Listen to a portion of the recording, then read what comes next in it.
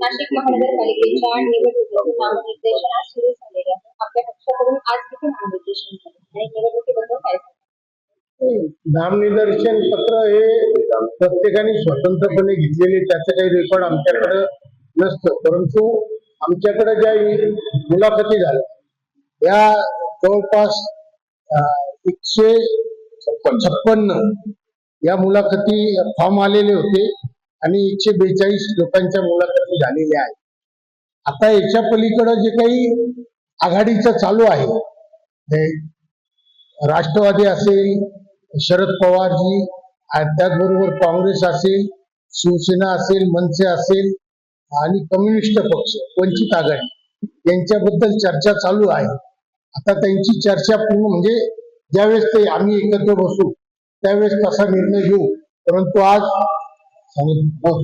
आज आमची काँग्रेसची थोडीशी चर्चा झाली, ते अतिशय अनुकूल आहे.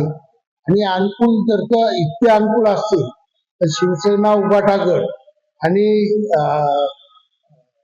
मनसे यांच्यासोबत सुद्धा ते जुळून घ्यायला तयार आहे.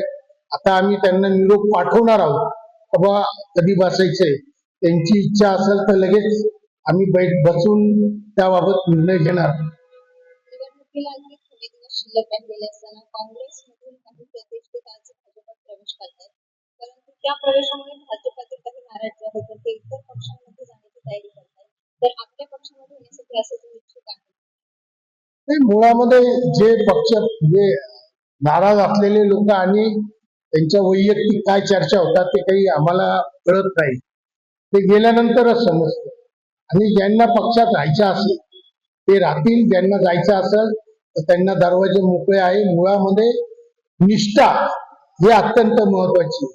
निष्ठेनं काम केलं तर या ठिकाणी आपण निश्चितपणे चांगल्या पद्धतीनं आपण धनशाही, जनशाही, जनमत हे करू शकतो. आज जर का तुम्ही बघितलं तर धनशाहीकडे लोक जातात. आता हे जे काही निकाल लागलेले हे निकाल केवळ धनशाहीच्या जोरावर लावलेले, लोकशाहीच्या जोरावर लावलेली, आर्थिक बळ, आर्थिक ताकद लावून या ठिकाणी कोणी आपला पक्ष वाढवत असेल, जे हरामाचे येतात हरामाचे जातात, असे जे लोक असतील ते लोक ते करतील.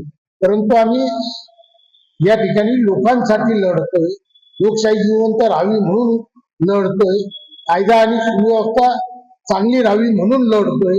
त्या दृष्टिकोनातून आमचे प्रयत्न अतिशय सकारात्मक आहे आणि सकारात्मक सर्व घटक पक्षांची आम्ही चर्चा करणार आहोत. आमचा प्रयत्न तोच आहे.